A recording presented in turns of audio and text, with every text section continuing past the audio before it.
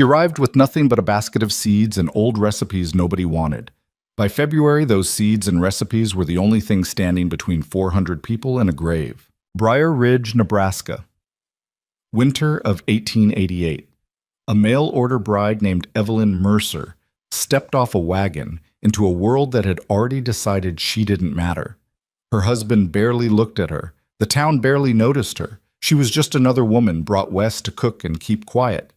But while everyone else was watching the sky for trouble, Evelyn was watching the ground. And she was preparing. This is her story. If it moves you, hit like and drop your city in the comments. I want to see how far this story travels. The wagon hit a frozen rut 3 miles outside Briar Ridge, and Evelyn Mercer grabbed the sideboard hard enough to split a fingernail down to the quick.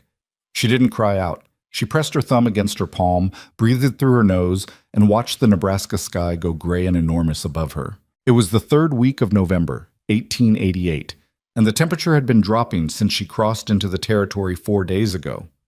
The man driving the wagon, a hired hand named Deke, who worked the livery stable in the nearest real town, which was still 40 miles east, hadn't said more than 6 words to her since they left. He had a wool scarf pulled up over his nose, and he drove with his shoulders hunched like a man bracing for a punch he knew was coming. Evelyn understood that posture. She'd worn it herself for most of the past year. She was 26 years old, and she had come to Nebraska because she'd run out of other options. That was the plain truth of it, and she'd stopped dressing it up in prettier language somewhere around the Kansas border. Her mother had died in the spring.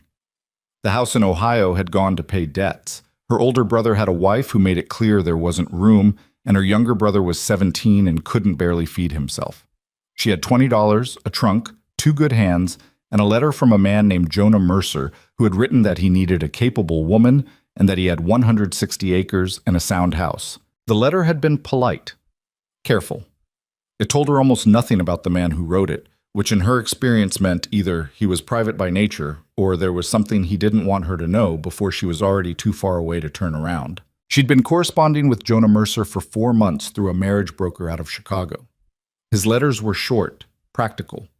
He asked whether she could preserve meat, whether she knew how to work a root cellar, whether she had any experience with livestock. She'd answered honestly, yes, yes, and some. She did not tell him that she'd been managing her mother's household since she was 14, that she could stretch a half bushel of dried beans into 2 weeks of meals for 4 people, that she had notebooks full of her grandmother's remedies and recipes going back to before the war. She figured she'd let him discover those things for himself. His last letter, written 3 weeks before her arrival, had said, "I will have Deke meet you at the Callaway station. He'll know who you are." That was it. No welcome, no warmth, just logistics. Deke pulled the wagon to a stop in front of a house that was better than she'd expected, and worse than she'd hoped. It was a soddy with a wood frame addition built onto the east side. The newer part had real glass in the windows, which meant Jonah Mercer had some ambition, or had at one point. The yard was clean. The fence posts were straight. A barn sat maybe 60 yards back, its doors shut against the wind. A man came out of the house when he heard the wagon. He was tall, broad through the shoulders, with dark hair going gray at the temples and a beard that needed trimming. He was maybe 40, maybe a few years either side. He walked like someone who'd spent a long time moving through difficult terrain. He stopped at the edge of the porch and looked at her. She climbed down from the wagon without waiting for help. The step was icy, and she nearly went down, caught herself on the wheel, kept her face neutral, and walked toward him across the frozen ground. "Jonah Mercer?" she said. "That's right." He had a voice like something that had been left out in the weather. "You're Evelyn." "I am." They looked at each other for a moment. There was no romance in it. It was closer to 2 people sizing up a piece of property they'd agreed to buy sight unseen, each of them quietly calculating whether they'd been deceived. "You're smaller than I expected," he said. "You're quieter than I expected," she said. Something shifted in his face. Not a smile exactly, just an acknowledgement that she'd answered. "Deke'll get your trunk," he said. "Come inside." What? The inside of the house was warm, which she was grateful for, and sparse, which she'd expected. A table, 4 chairs, a cast iron stove that was working hard, a shelf of books, 2 oil lamps. The walls of the older soddy portion were hung with oilcloth to keep the dirt from crumbling, and the floor there was packed earth. The wood frame room had plank floors and a proper ceiling. There was a bedroom off the main room and a narrow loft above reached by a ladder. Evelyn set her bag on the table and started taking off her coat. "I've got salt pork and cornbread," Jonah said.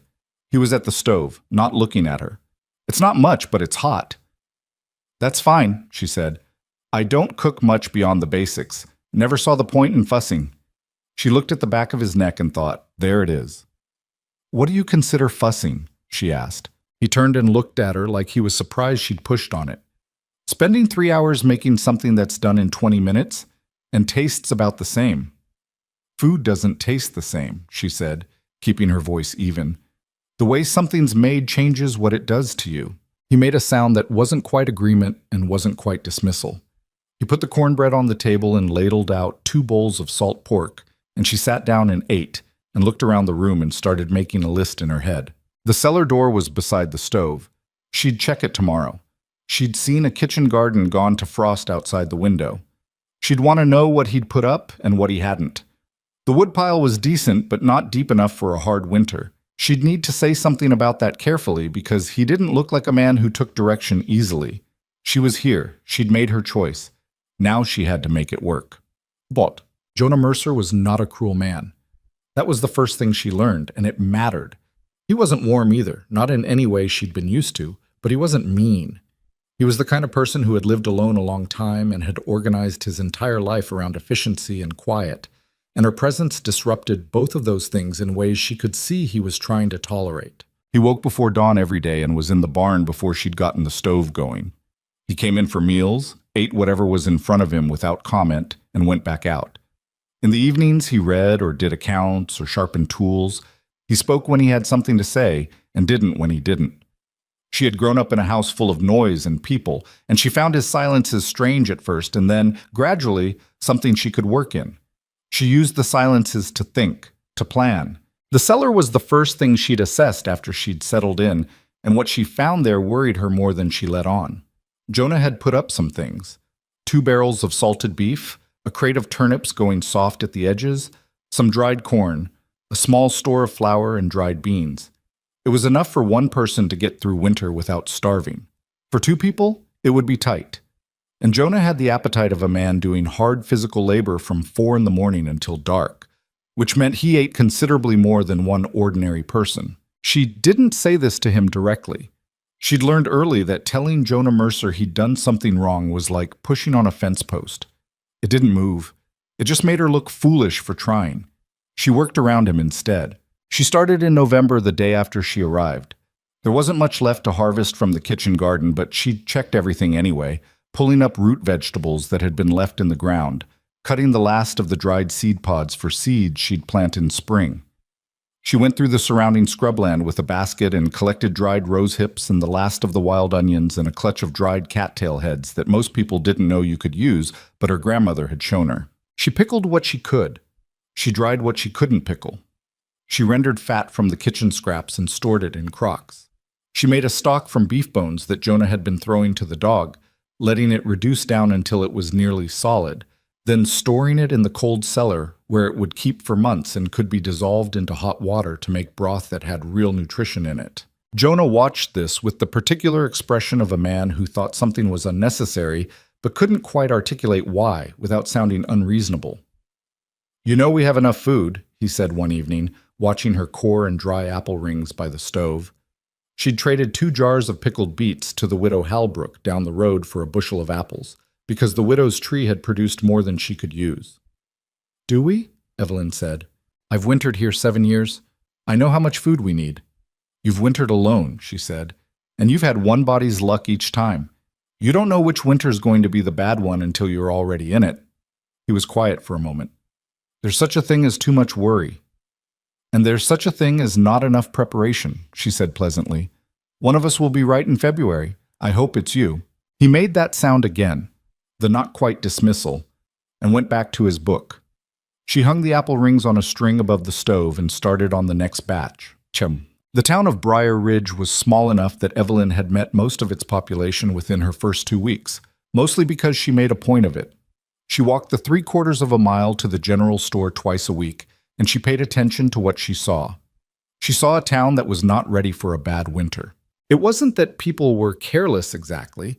It was more that the summer had been decent, the fall harvest reasonable, and people had convinced themselves that would continue. The Garrity family, 5 children, a husband with a bad back, a wife who was 7 months pregnant, had a root cellar that was half full at best. The Collins family, who ran the livery stable, had put up plenty of feed for their horses, but not enough food for the 4 teenagers living in their house. Old Margaret Sauer, who was 72 and lived alone in a house that smelled of wood smoke and lavender, had some dried herbs and some flour and not much else. She couldn't say any of this to them. She'd been in town 3 weeks. She wasn't nobody's mother. What she could do was ask questions. She learned who had a surplus of what. She made small trades. She mentioned casually to anyone who would listen that she was happy to share her pickling recipes if they had vegetables going to waste. 2 families took her up on it. She spent an afternoon at the Hallbrook place and another afternoon with the Garrity wife, Clara, who was exhausted and grateful for the company and the help. She was building something, though she couldn't have named it clearly yet. She was building a web of small connections and small kindnesses, the kind that don't look like much until suddenly they're the only thing holding everything together. The first real snow came the second week of December, and it was serious. Not a blizzard, not yet, but a heavy, determined snowfall that lasted 4 days and left 18 inches on the ground and a sky that looked like it was thinking about going again. The temperature dropped to 15 below zero, and the wind came off the plains with nothing to stop it for 100 miles. Jonah spent those 4 days doing what he always did in snowstorms. He kept the livestock alive, he kept the stove fed. He moved at the steady, unremarkable pace of a man who had done this before and expected to do it again. He didn't seem frightened. He didn't seem worried. He seemed, if anything, slightly annoyed at the inconvenience. Evelyn spent those 4 days in the kitchen. She'd been in the cellar before the snow started, and she'd done the math again, and it still came up short for a hard winter with 2 people. So she started in on the less obvious stores. She made a long, slow beef broth using bones she'd been saving, adding dried onion and rose hips and some herbs from the bundle she'd brought from Ohio. She reduced it way down, let it cool to a solid, wrapped it in cloth, and packed it in the cold cellar. 1 small cup of that dissolved in hot water would give you more than you'd get from a regular bowl of soup, and it kept for months. She made hardtack, not the terrible kind that tasted like nothing, but a version with dried herbs and a bit of rendered fat worked in that was almost good. She dried more apple rings. She pickled the rest of the winter beets. She found herself thinking about the Garrity children. Claire Garrity's baby was due in January. A newborn needed a mother who was healthy and fed, and Clara had looked thin and tired the last time Evelyn had seen her. She put aside a small store, a jar of the concentrated broth, 2 jars of pickled vegetables, a small cloth of dried herbs, for the Garrity family, for after the baby came. She told herself she wasn't worried, but she was. She met Wyatt Collins by accident in the first week of January. He was the oldest of the Collins boys, 17, nearly 6 feet, with ears that stuck out and hands that were already big as dinner plates. He came by the homestead on his way back from town because his horse had thrown a shoe on the icy road, and Jonah was the closest neighbor with a forge. Jonah fixed the shoe. Evelyn fed the boy. She put a bowl of beef and vegetable soup in front of him and watched him eat it the way only a teenager who's been cold and hungry for hours can eat. Head down, both hands around the bowl, not breathing between spoonfuls. When he came up for air, he said, "Ma'am, that's the best thing I've eaten since October." "Your mother's cooking has gone downhill," she said. He flushed red. "No, ma'am, it's just, we don't have much variety right now, mostly beans and cornmeal." She looked at him and thought about the Collins household. 4 teenagers and 2 adults in a livery stable that ate money in the winter when people weren't traveling. "Are you in town most days?" she asked. "Yes, ma'am. I help at the stable and I run errands for Doc Yates sometimes." "Dr. Yates," she said. "He's the only doctor in the county?" "Yes, ma'am. Has been for years. He's a good one, too." Wyatt looked up at her, a little uncertain. "You're not feeling poorly, are you?" "No," she said. "Not yet." She sent him home with 2 jars from the cellar, pickled beets and a small container of the concentrated broth, with instructions on how to dissolve it. She told him to give it to his mother and say it was extra and she didn't need it. Jonah, who had come in from the barn in time to see this, watched her from the doorway with an expression she was starting to recognize. It was the look of a man recalculating something. "You gave away our stores," he said, when Wyatt had gone. "A small amount," she said. "We can spare it." "For how long are we going to be able to spare it?" She looked at him steadily. "Longer than I thought, if I'm careful. I've been careful." He looked at the cellar door and then back at her. For a moment she thought he was going to push it further, make it into an argument, draw a line. Instead he said, "I'll cut more wood tomorrow. We've got 2 good trees down in the east lot that need splitting." It wasn't an apology, it was an agreement, but it was something. The fever started the second week of January, and by the end of the month it had worked through half the town. It began with the Paulson family, 4 kids and a father who was already not well, and then moved with the patient efficiency of illness through the close quarters of a small winter town. Within 10 days, the Garrity's had it. Then the school teacher, a young man from Illinois named Alderman, who had come west full of enthusiasm and was now discovering the frontier's other qualities. Then 3 more families in quick succession. Doc Yates was running himself ragged, going house to house on roads that were packed ice, treating the fever with what he had, which wasn't much.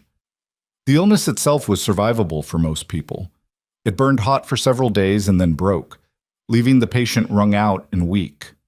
The problem was what came after. People who'd been sick for a week weren't eating. Families that hadn't been eating well to start with now had members who'd sweated through their stores and were too weak to cook for themselves. Evelyn learned all of this from Wyatt Collins, who was the best source of information in Briar Ridge, because his errands for Doc Yates took him to every house in town. "The Paulson kids are better from the fever," he told her one afternoon, standing in her kitchen with his hat in his hands. "But Mr. Paulson says they're not eating, they don't have an appetite, and they're weak, and their stores were already not—" He stopped himself. They were already low. Evelyn was already reaching for the shelf. "She can't go to sick houses," Jonah said. He was at the table, and his voice was careful and deliberate. "She'll bring it back here."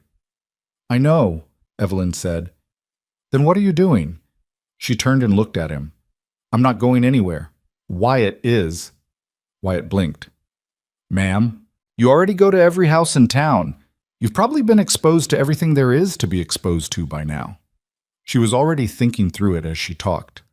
"I'll make broth, soup, things that are easy for sick people to eat that will help them get their strength back. You'll take it to them."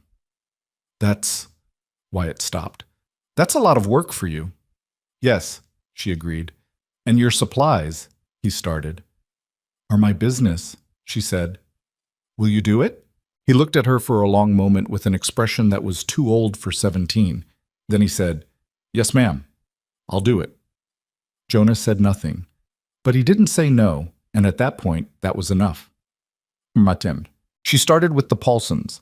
She made a broth from the concentrated stock she'd prepared, adding dried onion and the wild herbs she'd collected in the fall. Not because they were medicine exactly, but because they were good for the digestion and added something that plain broth didn't have. She added a small amount of fat for calories because sick people needed more than they thought. She strained it carefully and put it in a covered jar, wrapped in cloth to keep it warm. "Tell Mrs. Paulson to give them a small cup every few hours," she told Wyatt. "Don't let them try to eat solid food yet if they can't face it. The broth is enough for now. And tell her to keep them warm." Wyatt set off on horseback, the jar tucked inside his coat against his chest. She started another pot. By the end of that first week, she had established something that worked like a small, informal system. Wyatt came every morning and every afternoon. She sent him out with whatever she'd made, soup, broth, sometimes a loaf of bread that was dense with dried fruit and fat, and would give a weak person calories they'd actually absorb. He reported back on who was improving, who needed more, who was newly sick. The Paulson children had turned a corner. Mrs. Paulson sent back an empty jar and a note in shaky handwriting that said, "Mrs. Mercer, I don't know who to thank." The Garrity baby had been born, a girl, healthy, Clara thin but all right, and Clara had sent word that the broth was the only thing she could keep down in the first days after the birth. Then the school teacher Alderman had recovered enough to eat and had told half the town that the soup from the Mercer woman had pulled him through, and then Doc Yates himself had come to the homestead. He was a small man, Dr. Solomon Yates, Shorter than Evelyn, which she hadn't expected, with wire-rimmed glasses and a face that looked like it had been carved by years of other people's worry. He was exhausted in the way that goes beyond sleep, the way that gets into a person's bones and sits there. He took his hat off at her door and said, "Mrs. Mercer, I owe you an apology." She blinked. For what? For not thinking of this myself. He gestured vaguely at her kitchen, the pots on the stove, the jars lined up on the shelf. I've been treating the fever. I haven't been thinking enough about what comes after the fever. What you're doing... He paused, assembling the words carefully. It's not medicine, strictly speaking, but it's doing what medicine can't do right now. She felt something warm and uncomfortable in her chest, the feeling of being seen at something you'd been doing quietly and alone. It's just cooking, she said. It is not just cooking, he said, firmly and without drama. It's the difference between a body that recovers and a body that doesn't. Calories, warmth, something that tastes like something. He looked at her with direct, tired eyes. I'm going to start directing families to you, if you're willing. I'm willing, she said. He nodded once, like that was settled, and put his hat back on. Then he stopped at the door and turned back. How are your stores holding up? He asked. She paused one beat too long. We're managing, she said. He looked at her steadily in a way that told her he was a man accustomed to reading what people weren't saying. He didn't push it, but his expression, as he walked back out into the cold, was one of careful concern. Jonah was at the table when she came back inside, and he'd clearly been close enough to the door to hear at least part of it. Doc Yates thinks you're running a hospital, he said. Doc Yates thinks I'm doing something useful, she said. She sat down across from him. Her back hurt and her hands were cracked from the cold water she'd been working with all day, and she was tired in a way that went down to something deep. Jonah looked at her across the table. His face was hard to read, and it was always hard to read, but she was getting better at it, slowly. She could see something working in him. Show me, he said. She looked at him. Show you what? The cellar. What we have. What we've used. He met her eyes. I've been letting you manage it because you're better at it than I am, but I should know where we stand. So she showed him. She lit a lamp and they went down the cellar steps together, and she pointed out what was there, what was not there, what she'd been sending out, and what she'd kept back. She showed him the careful marks she'd made on the shelves, tracking what came in and what went out. She showed him the concentrated broth, how much was left, how far it could stretch. He stood in the lamplight and looked at it all for a long moment. You've been feeding half the county, he said. A portion of it, she said, and keeping us alive at the same time. Trying to. He picked up one of the jars, pickled turnips with dill she'd dried herself, and turned it in his hands, looking at the color of it in the yellow light. My first wife, he said, and then stopped. She waited. She didn't last the first winter, he said. 1881. I wasn't... He stopped again, set the jar back down. I was efficient. I had what I thought was enough. I was wrong about several things. He said it simply, without drama, which somehow made it worse to hear. She said, I'm sorry. It was a long time ago. He looked at her. What you're doing, I didn't understand it. I still don't understand all of it, but I can see what it's doing. It was not a declaration. It was not romantic. It was a man who had miscalculated once, badly, telling her that he was paying attention now. We need more wood, she said, because that was the practical thing that came next. If we're going to keep the kitchen going at this level, we'll go through it faster than I planned. I'll cut it tomorrow, he said, and the day after. I'll cut as much as you need. They went back upstairs, and Evelyn put another pot on the stove, and the snow came down outside, steady and indifferent and vast. By the first week of February, she was down to her last deep stores. She knew it was coming. She'd been watching the numbers in her head for weeks, the quiet arithmetic of survival. What goes out, what comes in, what's left, how long. She'd been as careful as a person could be, and she'd stretched things further than she'd thought possible, but there was a bottom to every cellar, and she was close to it. She didn't tell Wyatt. She didn't tell Doc Yates. She kept sending the jars out because she didn't know how to stop. Because stopping felt like choosing which family would go without. and she couldn't make that calculation. Jonah knew. He'd been in the cellar himself. He could see the shelves thinning. He hadn't said anything yet, but she could feel it gathering in him, the way a storm gathers before it breaks. She was standing at the stove one evening, stirring the last of the larger batch of broth, and the snow was coming down again outside, and she was doing the arithmetic in her head one more time, and the numbers still came up the same. She thought about Clara Garrity's baby girl, 3 weeks old and warm in her mother's arms. She thought about the Paulson children running across their yard, which Wyatt had mentioned seeing yesterday. She thought about the schoolteacher Alderman, who had apparently started teaching again from his sickbed, writing lessons on a slate and sending them home with students who came to his door. She thought about her grandmother, who had fed people through hard times her whole life, and never once made it seem like heroism. It was just what you did. It was just what you were for. The stove popped and settled, the snow fell, the broth simmered, and Evelyn Mercer stirred the pot and kept thinking, kept calculating, kept looking for the answer that wasn't quite there yet, but had to be somewhere, because the people who needed her couldn't afford for there not to be one. The answer came to her at 3 a.m, the way most answers did. Not as a sudden bright thing, but as a slow settling, like silt dropping to the bottom of a glass of water. She'd been lying awake in the dark, listening to Jonah breathe on the other side of the bed. He slept the way he did everything else, efficiently, without fuss. She'd been staring at the ceiling and running the numbers again, the same numbers that kept coming up short. And somewhere in the 4th or 5th time through the arithmetic, she stopped thinking about what she had and started thinking about what she knew. She knew the Halbrook widow had a root cellar with more dried corn than one old woman could eat before April. She knew the Garritys had a milk cow that was still producing, barely, and Clara had mentioned that the baby wasn't taking to nursing well and they had more milk than they could use. She knew the Collins family had 4 sacks of dried beans they'd bought in bulk last summer because the price had been good, more than a family of 6 needed even in a hard winter. Nobody was sharing. Not because they were selfish. These weren't selfish people. It was because everybody was scared, and scared people hold tighter to what they have, even when holding tight is the wrong answer. She understood that. She'd been doing it herself, in her way. She sat up in bed at 4 a.m. and went to the kitchen and started writing a list by lamplight. And when Jonah came in at 5:30 from the barn, he found her still at the table with the lamp burning low and paper covered in her small, careful handwriting. He looked at the paper, then at her, then at the dark circles under her eyes. "Did you sleep?" "Some," she said, which was not quite a lie. He poured himself coffee from the pot she'd kept warm, sat down across from her and waited. He'd gotten better at waiting, she'd noticed, or maybe she'd gotten better at seeing it. "I've been thinking about the stores wrong," she said. He wrapped both hands around his cup. "How so?" "I've been thinking about what I have, what we have. Like there's a wall between our cellar and everyone else's."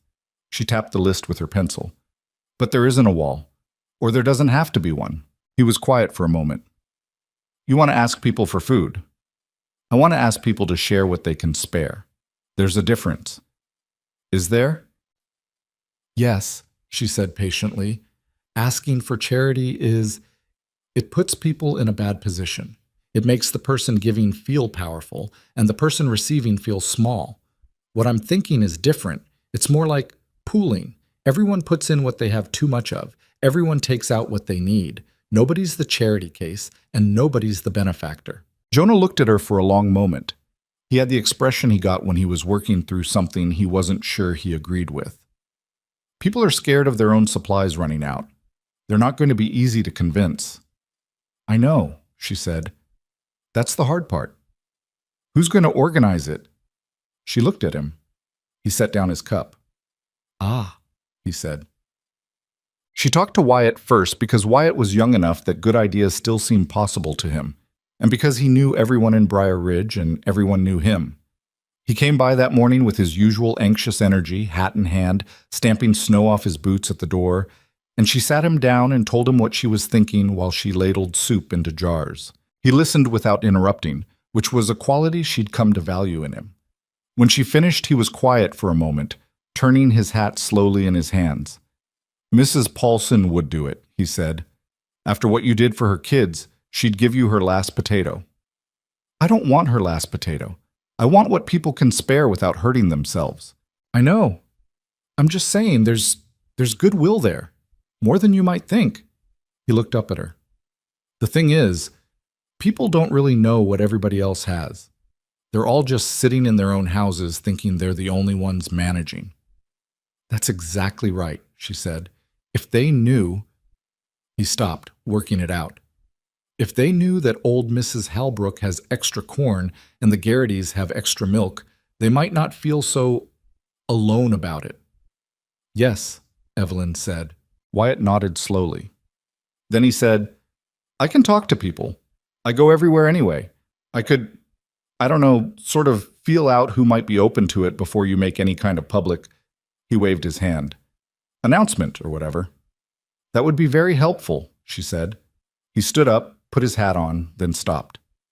Mrs. Mercer, can I ask you something? Go ahead. Why are you doing all this? He wasn't being rude about it. He was genuinely puzzled in the way of someone young who had not yet decided what kind of person he was going to be and was watching other people for information. You've been here 3 months. These aren't your people yet. You're using up your own stores. They're going to be my people, she said. That's the whole point of being here. You don't get a town by just living next to people. You get a town by going through something with them.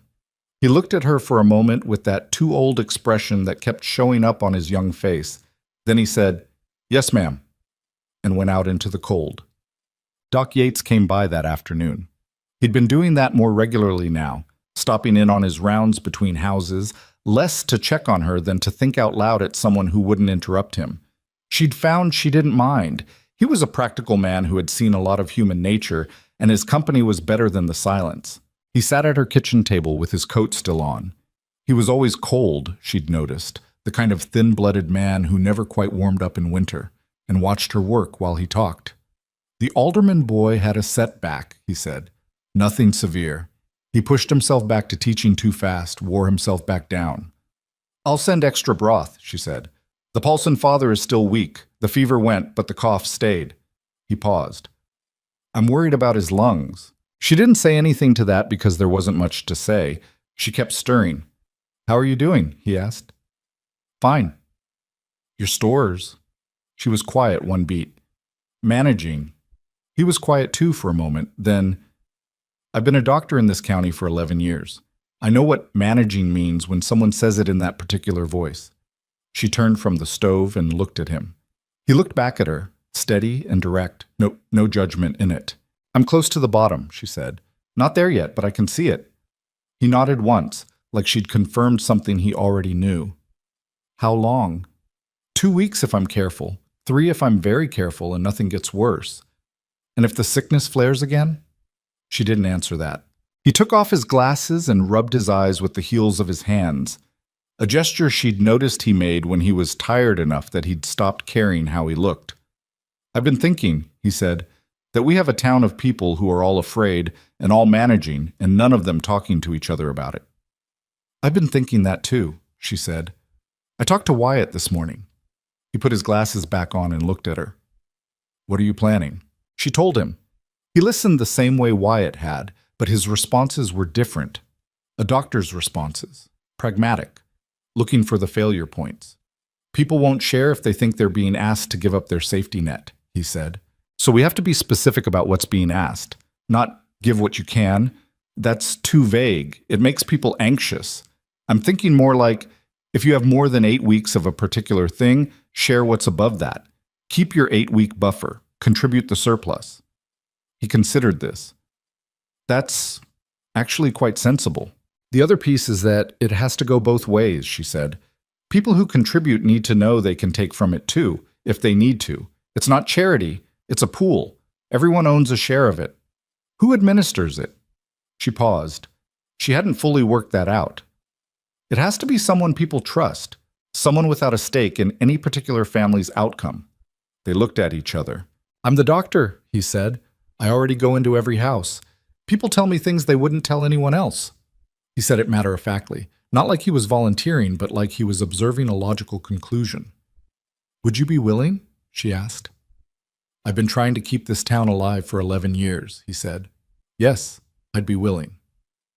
The first person Wyatt talked to was Mrs. Halbrook, which turned out to be a stroke of accidental genius on his part, because Margaret Halbrook was 72 years old and had been in Briar Ridge longer than most of the buildings, and when she said something, it carried weight in a way that newer voices didn't. He came back 2 days later looking slightly stunned. "She wants to give more than I asked," he said. "A lot more." Evelyn looked up from the pot she was tending. "How much more?" "She's got 2 bushels of dried corn she says she'll never use in a winter. She's also got," she showed me her cellar, "she's got canned things from the summer that she put up herself, and there's just one of her and she's not going to eat it all." He paused. "She also said," he stopped. "What?" "She said she's been lonely." He looked uncomfortable, like this was more personal information than he had expected to come home with. "She said she's been sitting in that house for 2 months and not seeing anyone, and she didn't know the town was in trouble because nobody came to tell her." Evelyn thought about that for a moment. "So part of what people need isn't just food." "I think so, yeah." She made a note in her head. It wasn't just about the cellars, it was about the isolation. People sealed into their houses by cold and fear and illness, each one thinking they were the only one struggling. She sent Wyatt back to Mrs. Halbrook with a jar of broth and a standing invitation to come to the Mercer homestead on any day she could manage the walk. Then she sent him to the Collins family and the Garrity's and 2 other households she'd identified as having probable surplus. The responses were not uniform. The Collins patriarch, a careful, suspicious man named Harold, who had built his livery stable on the principle that no debt should go unrecorded, said he'd think about it and got back to Wyatt 3 days later with a list of exactly what he was willing to contribute and what he expected in return. It was transactional in a way that made Evelyn's teeth clench slightly, but she accepted it because the beans were real and the thinking behind them didn't matter. The Garritys said yes immediately. Clara Garrity, 3 weeks past childbirth and still shaky on her feet, appeared at Evelyn's door one morning with a jug of milk and a look on her face that said she'd been needing to do something useful for longer than she could stand. "It's not much," Clara said, holding out the jug. Her baby was strapped against her chest in a length of flannel, small face scrunched and sleeping. "The cow's not giving like she was." "It's enough," Evelyn said, and meant it. "Come in, I'll show you what I'm doing with it." Clara came in and sat down and watched Evelyn work, and they talked for 2 hours in the easy way of women who have both recently been through something hard and recognize it in each other. The baby woke up and fussed, and Clara fed her, and Evelyn kept cooking. And when Clara finally left, she took 3 jars of broth and some of the dense fruit bread. And she also took, whether she knew it or not, the knowledge that she wasn't alone. Jonah watched this traffic through his kitchen without comment, mostly. He'd been cutting wood every day, stacking it against the side of the house, in quantities that were starting to look like a serious commitment. He'd also, without being asked, made repairs to the cellar door that had been letting cold air seep through. He'd noticed the draft himself and fixed it on a Sunday morning before she was up. Small things, but she noticed. The problem with systems is that they work until they don't, and what usually breaks them is the one thing you didn't plan for. In this case, the thing Evelyn hadn't planned for was the Brennan family. The Brennans had a farm on the north edge of the county, further out than anyone else she'd been thinking about. There were 6 of them, Frank Brennan, his wife Dottie, and 4 children under 12. Wyatt knew them vaguely. They'd been to town maybe 3 times since November. A neighbor of theirs, a man named Ott, who ran a small herd of cattle on the next section, came to Doc Yates one morning with the news that he'd ridden past the Brennan place, and the smoke from their chimney was thin, and he'd knocked, and nobody had come to the door for a long time. Doc Yates told Evelyn. Evelyn told Jonah. "That's 7 miles north," Jonah said. "I know. In this weather." "I know," she said again. He was quiet for a moment. Then, "I'll go. Ott can come with me." He was already moving toward his coat. "You stay here. Keep the kitchen going." She wanted to argue and didn't, because he was right. She couldn't leave the stove for a 7-mile ride in this weather, and there was still the daily broth to prepare, and Wyatt was coming at noon. She also knew that Jonah on horseback in bad weather was more useful than she would be. He knew the land. He left with Ott before 8 in the morning. Evelyn kept working, kept stirring, kept listening for the sound of horses. They came back in the late afternoon, just before dark, and they had Frank Brennan in the wagon and his oldest boy riding double behind Ott, and the rest of the Brennans following in their own battered buckboard that Frank's wife was driving herself with a face like stone. Frank had the fever. He'd had it for a week and hadn't said anything to anyone because the Brennans didn't ask for help, which was a philosophical position that had nearly killed him. Evelyn had beds made by the time they arrived. She'd heated water. She had broth on the stove, and she had a sense of controlled urgency that she'd learned to work in. The kind where you move fast but you don't panic because panicking doesn't heat the broth any faster. Doc Yates arrived an hour later. He looked at Frank Brennan and then at Evelyn and said, "Good timing." "Another day," she said quietly. "Maybe two," he agreed. "But yes." Dottie Brennan sat at Evelyn's kitchen table with the youngest two children and drank a cup of hot broth and said nothing for a very long time. She was a big-boned woman with calloused hands and a face that didn't give much away, but Evelyn could see her working through something. Finally, Dottie said, "I didn't know it was this bad. In town, I mean. We've been dealing with our own." "Everyone has," Evelyn said. "Frank kept saying we didn't need anyone." She said it without bitterness, but there was something exhausted underneath it. She stopped, started again. "The children have been hungry. I've been making the beans stretch, but there's only so far they go." Evelyn set a bowl of soup in front of the youngest child, who was maybe 4, and watched the child eat it with that single-minded focus that very hungry small people have. "You're here now," she said to Dottie.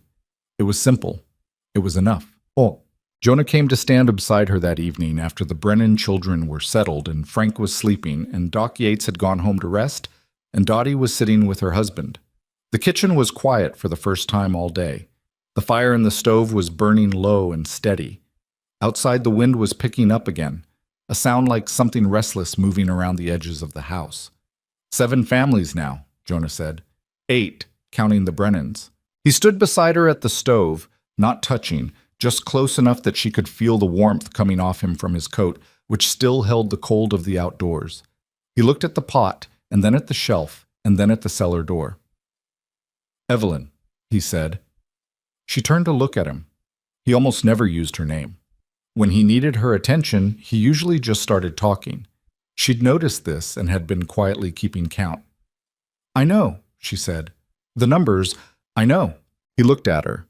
In the low light of the kitchen, he looked older than he had when she'd first arrived, and also somehow more solid, like a man who'd been blurry around the edges and had come into focus. "I'm not telling you to stop," he said. "I want to be clear about that. I'm not saying stop." "Then what are you saying?" He was quiet for a moment. The fire popped. The wind moved around the house. "I'm saying I'm scared," he said. "That's what I'm saying." She turned fully to face him. In 3 months, she had not heard Jonah Mercer use that word in any form, and the plainness of it now hit her somewhere she hadn't expected. "I know," she said. Her voice came out quieter than she'd intended. "I lost someone before, because I thought what I had was enough." He said it without drama, the same way he'd said it in the cellar weeks ago. I can't do that again. I won't. So I need to know that what you're planning, the thing with the pooling, I need to know it's going to work." "I don't know if it's going to work," she said. "I think it will. I've thought it through as carefully as I can, but I can't promise you." He held her gaze. "Fair enough," he said at last. She turned back to the stove. He stayed where he was for a moment, then moved to the table and sat down with a quietness that was different from his usual quiet. It felt less like a man who had nothing to say, and more like a man who had said what he needed to say, and was now sitting with the relief of it. She stirred the pot and thought about 8 families, and a bottom getting closer, and a plan that might work or might not, and the wind kept moving around the house, looking for a way in. The thing Evelyn had understood from the beginning, and that took other people longer, was that hunger doesn't announce itself dramatically. It doesn't arrive with a crash or a cry. It comes in quietly, in the margins, in the way a child gets slower and quieter, in the way a man who's been sick doesn't bounce back the way he should, in the way a woman keeps moving through her days, getting a little thinner, a little grayer, telling herself she's fine. By the first week of February, she could see it in faces around town that she hadn't seen it in before. Not starvation, nothing so stark, just the slow drain of people who weren't getting quite enough, stretched over weeks and months. She saw it when Wyatt came by one morning, and she noticed that his cheekbones had gotten sharper since January. She saw it in the way Harold Collins moved when he came to drop off the beans he'd promised. A stiffness that wasn't there before. A man conserving himself without knowing he was doing it. She saw it in the mirror on the mornings she looked. She was running out of time, and she knew it, and she was doing the arithmetic again, the same arithmetic, looking for a different answer. Wyatt showed up on a Thursday morning in the second week of February, later than usual, which wasn't like him. When she opened the door, he was breathing hard, his face raw with cold, and he had an expression she hadn't seen on him before, something shaken behind the usual steadiness. "Mrs. Mercer," he said, "Doc Yates is sick." She felt the ground shift slightly under her, the way ground does when something you'd been relying on changes. "How sick?" she said. "Bad," Wyatt said. "His housekeeper found him this morning.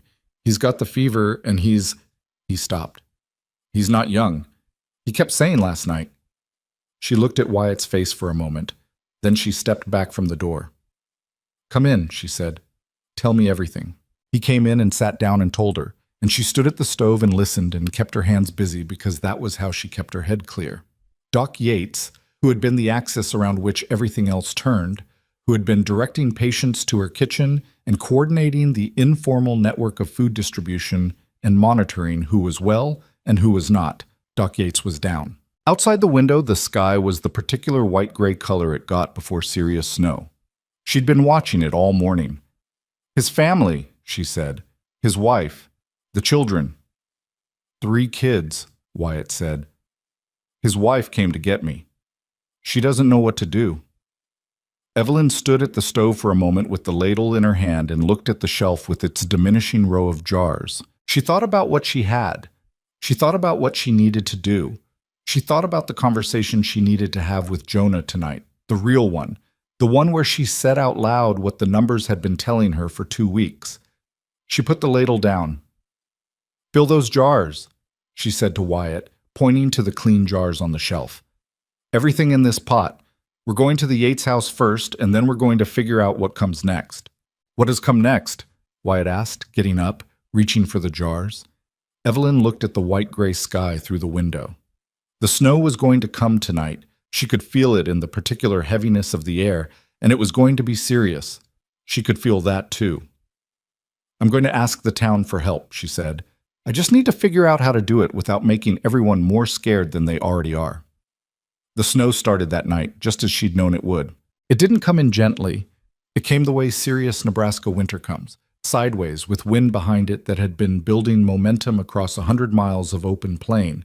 And by morning, the drifts against the north side of the house were 4 feet high and still climbing. The temperature dropped to something that made the air feel like it had edges, the kind of cold that gets through every gap in a wall and sits on the floor in pools, the kind that kills livestock that aren't properly sheltered and kills people who aren't careful. Jonah was up at 4 dealing with the animals. She heard him moving around the kitchen before she was fully awake, heard the barn door slam against the wind, heard it again when he got it closed. She lay in the dark for a few minutes, listening to the storm and doing what she always did in the quiet before a hard day. She made the list in her head. What needed to happen? In what order? What could wait and what couldn't? Doc Yates was sick. That was the thing at the top. She got up and dressed and built the kitchen fire back up from coals and started water heating before Jonah came back in, blowing on his fingers and trailing snow across the floor he'd swept yesterday.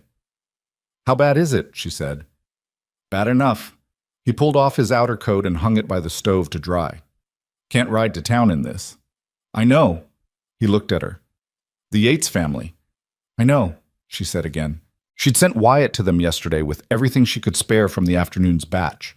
But that had been yesterday, and now there was 2 feet of fresh snow between here and town, and a doctor who was sick with the same fever he'd spent 2 months treating in other people, and his wife and 3 children in a house with whatever stores they had.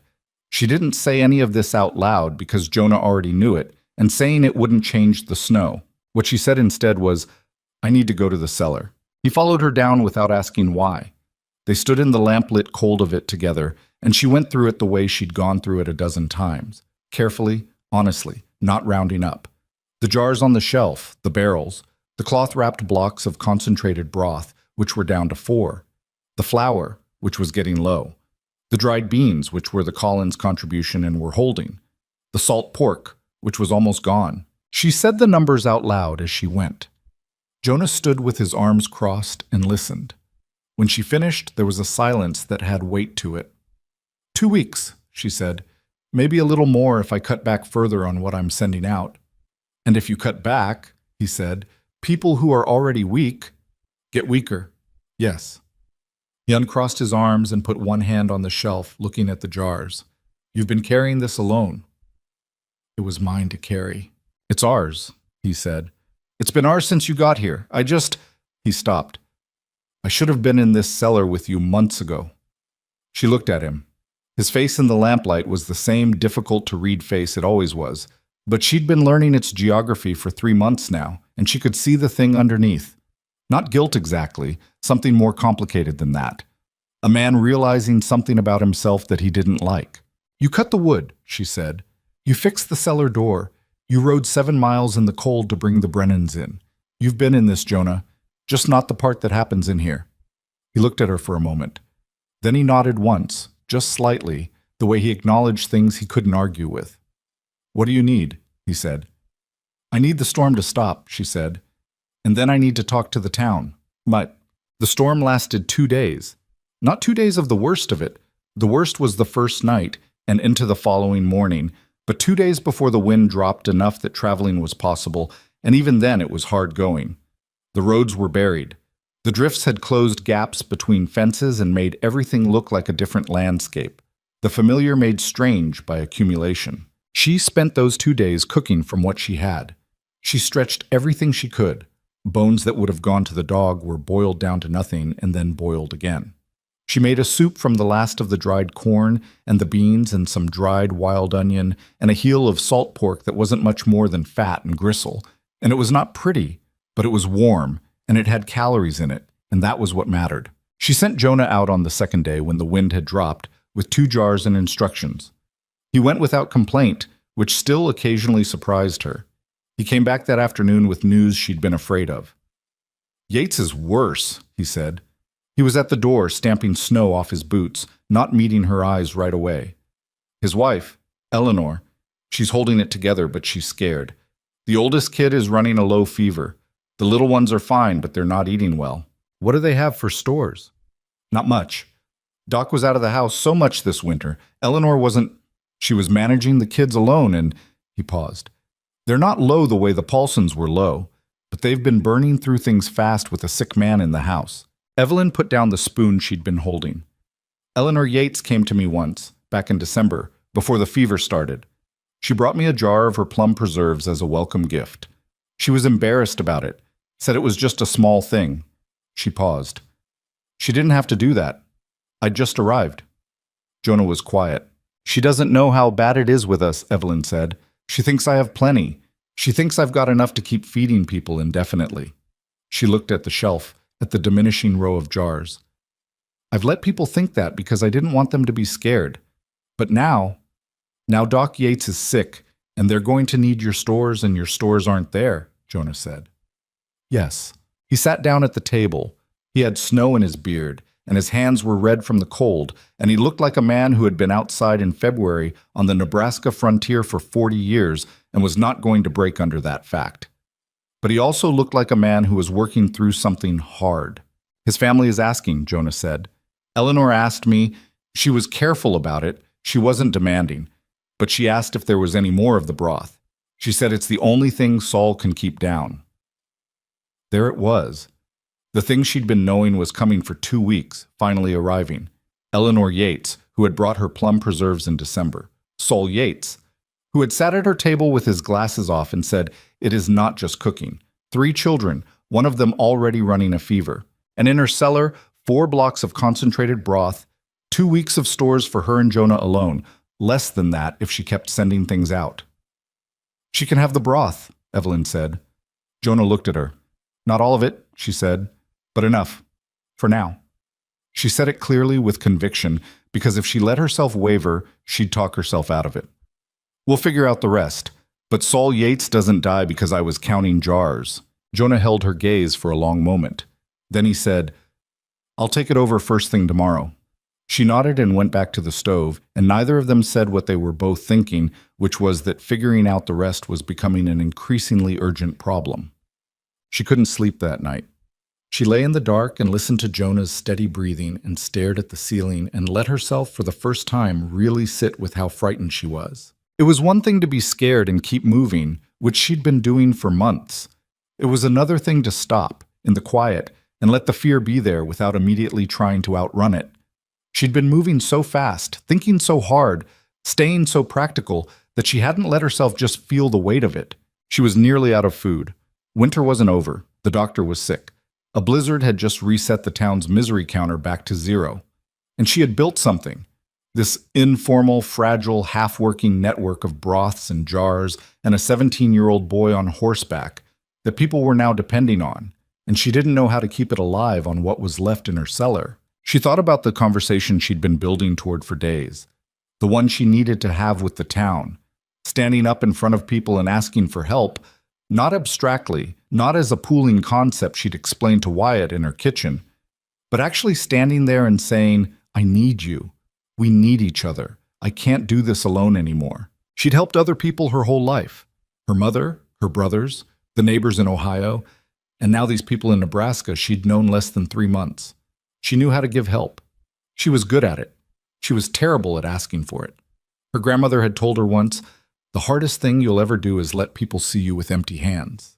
She hadn't understood it then. She was starting to understand it now. She turned over in the dark and made herself breathe slowly, and eventually something that wasn't quite sleep came for her. The morning after the storm broke fully, a thin, pale sun came out, and the world looked scoured and exhausted, everything white and still and very cold. Evelyn was up before Jonah, which was unusual, and she had the kitchen fire going and water heating when she heard the sound of a horse in the yard. She opened the door and found Wyatt Collins, on his horse, with his hat pulled down and his scarf wrapped up and an expression on what was visible of his face that she couldn't read. "What happened?" she said. He got down from the horse and came to the door. "I went to check on people this morning, soon as I could get through." He came inside and stood dripping on the floor, and she handed him a cup of something hot without even thinking about it. "The Paulson family's all right. Brennan's got through okay. Frank's still weak, but he's up. Alderman, the school teacher, he's sick again. Not as bad as before, but it's back." She put her hand on the table. "The Yates household." "I went there first," he said. "Eleanor let me in. Souls, he's not good, Mrs. Mercer. The fever broke overnight, but he's very weak. She said he can barely lift his head. He needs the broth. Jonah's taking it this morning." "I know, she told me to tell you." He stopped, and she could see him working out how to phrase something. "She said to tell you she understands if you can't. She didn't want—" He looked down at his cup. "She was crying when she said it. She was trying not to let it show." Evelyn stood at the table and felt the whole weight of it settle on her at once. Not dramatically. There was no moment of crisis, no breaking point she could name. It was more like the slow accumulation finally reached the level where she could feel it against her chest when she breathed. She thought about Eleanor Yates crying and trying not to show it. She thought about Frank Brennan, who didn't ask for help and nearly died for it. She thought about Margaret Halbrook, 72 years old, and sitting alone in her house for 2 months because nobody came to tell her things were bad. She thought about what she'd said to Wyatt weeks ago. You don't get a town by just living next to people. You get a town by going through something with them. She'd been going through this with them, but she'd been doing it quietly, from her kitchen, sending things out through Wyatt like messages in bottles, never showing her face or her empty hands. She'd been present in their homes through her soup, but not present herself. And now she was out of soup. "Wyatt," she said. "Yes, ma'am." "Is there a gathering place in town, somewhere people come together?" He looked up. "The feed store, mostly. Hartley lets people use the back when it's cold. That's where the town meetings happen." "Can you get word to people?" "Not everyone. Not the ones who are too sick or too far, but the families that are on their feet, the ones who contributed to the pool last month." He was watching her carefully. "What do I tell them?" "Tell them Mrs. Mercer needs to speak with them." She paused. "Saturday morning, if Hartley will allow it." "He'll allow it," Wyatt said. He had a new expression now. Something eager and a little nervous, like a person watching someone step up to something big. "What are you going to say?" I don't know yet, she said honestly, but I know it has to be the truth. What? Jonah took the broth to the Yates household that morning and came back at noon and found her at the table with paper in front of her, not writing anything, just sitting. He put his coat on the hook and came to the table and looked at the blank paper and then at her face. How bad is he? She said. Bad. Eleanor's holding it together. The youngest two kids aren't sick, but they're scared. The oldest has a mild fever, but she's up. He paused. Eleanor said, he stopped. What? She said Sol keeps asking about you. In and out of the fever, he keeps asking if Evelyn Mercer is all right. She said he worries about you stretching yourself too thin. Jonah said this flatly, reporting it the way he'd report weather. Sick man worrying about someone else. That's something. Evelyn looked at the blank paper. I asked Wyatt to set up a town meeting Saturday. Jonah sat down across from her. And you're going to say that I'm nearly out, that I've been nearly out for 2 weeks, that I should have said something sooner and I didn't, and that was my mistake. She looked at him. That the only way through this is together, and I need people to actually do that, not as a concept, but for real, this week, with what they actually have in their actual cellars. Jonah was quiet for a moment. People are going to be scared. I know. Some of them are going to be angry. You've been letting them think the food would keep coming, and it won't. I know, she said. Harold Collins is going to have something to say about trust. He probably is. Jonah looked at the blank paper. Do you want me there? She hadn't expected the offer. She looked at him and he was looking back at her with that steady, difficult-to-read face, and she thought about what he'd said in the cellar. It's been hours since you got here, and felt something shift in the tight place in her chest where she'd been carrying this alone. Yes, she said. I want you there. He nodded once. Then I'll be there. Friday came in gray and quiet, the sky low and flat, the temperature hovering around 10 below zero. She cooked through it. She was down to the second-to-last block of concentrated broth, which she broke in half and used for 2 separate batches, one for the Yates household, one for the Paulsons whose youngest had started coughing again. She was at the stove late in the afternoon when she heard hoofbeats in the yard, which she didn't expect because there was no reason for Wyatt to come by on a Friday evening. The knock at the door was not Wyatt. It was Eleanor Yates. She was on horseback, alone, which meant she'd ridden 3/4 of a mile in 10 below cold, leaving 3 children and a sick husband at home. And she was standing at Evelyn's door with her hat half fallen off, and her cheeks raw, and her eyes red-rimmed and dry, the look of a woman who had cried recently and had stopped because she had things to do. Come in, Evelyn said immediately. Eleanor, come inside. Eleanor came in and Evelyn got her by the stove and got a blanket around her shoulders and a cup of hot water in her hands because there was nothing else hot enough made. Eleanor held the cup and shook slightly and then stopped shaking and sat up straight. Sol asked me to come, she said. Sol. He made me write down what he wanted to say, and then he read it back to make sure I had it right. A sound came out of her that was almost a laugh, but not quite.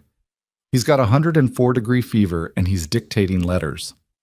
That sounds like Doc Yates, Evelyn said. He wants you to know that he told Wyatt the same thing. Eleanor looked up at her with direct, exhausted eyes. He said, tell her the town needs to hear the truth from her, and they will hear it, because they trust her. He said. She stopped and looked at the paper she'd pulled from her coat pocket, squinting at her own handwriting. He said, she has been feeding us our bodies. Now she needs to feed us our courage. She's the only one who can. The kitchen was quiet except for the fire in the stove. Evelyn stood with her hand on the back of a chair and felt the words go through her in a way she hadn't expected. Not because they were pretty. Sol Yates was not a pretty words kind of man, and she respected that about him, but because they were precise and true, and said something she hadn't quite said to herself yet. She hadn't just been feeding people food. She'd been feeding something else. Some sense that the town could get through, that there was a reason to get up and keep going. Every jar she'd sent out had said, without saying, someone is paying attention to you. Someone thinks you're worth keeping alive. And now she needed to go stand in front of them with empty hands and ask them to believe that was still true, that it was still worth it, that they could do for each other what she couldn't do alone. Thank you for coming, Evelyn said to Eleanor. You should get back. I know. Eleanor stood, still clutching the blanket. Is Saul going to be all right? Evelyn looked at her. She didn't believe in lying to people about things this important, but she also knew that certainty in one direction or another wasn't something she could offer. He's stubborn, she said. That's in his favor. Eleanor made the not-quite-laugh sound again. It is. She handed back the blanket and went to the door and stopped with her hand on the latch. Mrs. Mercer, whatever you say tomorrow, I'll stand up with you. Whatever you need. I might need you to, Evelyn said. Eleanor nodded and went out, and Evelyn heard the hoofbeats going back across the frozen ground toward town, and she turned back to the stove and the last of what she had, and she started thinking about what she was going to say. But Saturday morning arrived with the sky still low but the wind gone, which in Nebraska in February counts as decent weather. Jonah hitched the horse to the wagon without being asked. He didn't say much. He was wearing his good coat, which she'd only seen on him once before, the day they'd stood in front of the Justice of the Peace in November and made it legal. She noticed this but didn't comment on it. She put on her own coat and her warmest boots, and she took the last half block of concentrated broth and wrapped it carefully and put it in a basket with 2 jars of pickled beets, because she couldn't show up at a meeting about food with empty hands. Whatever was said today, whatever happened, those jars were going to the Yates household tonight. The ride to town was quiet. The road was better than it had been. Someone had broken a trail with a sledge, and the horse could manage it. The sky overhead was that particular flat, white-gray of a winter that hasn't finished with you yet. She sat in the wagon with the basket on her lap and thought about her grandmother, who had fed people through hard times her whole life and never once called it heroism. You just do what's in front of you, she'd said, and then you do the next thing. The next thing was this. Hartley's feed store had the back room open when they arrived, a wood stove burning in the corner and chairs pulled from wherever chairs could be found. There were more people than she'd expected. Not just the families Wyatt had contacted, but others too, word having traveled the way it does in a small town where everyone is paying attention to everyone else out of simple survival. She counted faces. The Hallbrooks, the Garrittys, Clara with the baby bundled against her, Harold Collins with his careful businessman's face, the Paulsons, all of them, the children she'd made soup for standing very still, like they understood this was important. Dottie Brennan, without Frank, who was still too weak, standing at the back with her arms crossed and her face set. Young Alderman, the schoolteacher, pale and thin but on his feet. A dozen others she knew less well. And Eleanor Yates at the side of the room, with her 3 children beside her, exactly as she'd promised. Jonah stood just behind Evelyn's left shoulder. She could feel him there, solid and steady, and it helped. She stood in front of them all with her basket and her empty cellar behind her 3/4 of a mile away, and she felt the particular vulnerability of being exactly as she was. Not more, not less, nothing held back and nothing performed. She opened her mouth and said, I have to tell you something that I should have said 2 weeks ago. The room got very quiet. Not an anticipatory quiet, a braced one. The quiet of people who have been through enough that they know bad news when they feel it coming. I'm nearly out, she said. My stores are almost gone. I've been stretching them because I didn't want you to be frightened, and because I thought I could figure out another answer. I haven't figured out another answer. She stopped. Let that sit. I was wrong to wait. I'm sorry. She could see the shift in the room. Harold Collins's jaw tightened. A woman in the back inhaled sharply. One of the Paulson children looked up at their mother, and the mother looked straight ahead. She kept going. What we've been doing through Wyatt these past weeks, it's been working. People have gotten better. Nobody has died of hunger in this county, and that's not because of me alone. It's because people contributed what they had and let it go where it was needed. That worked.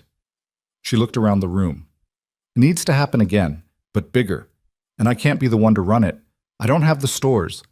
I was never the right person to be running it alone. The room was still very quiet. She could hear the stove ticking in the corner.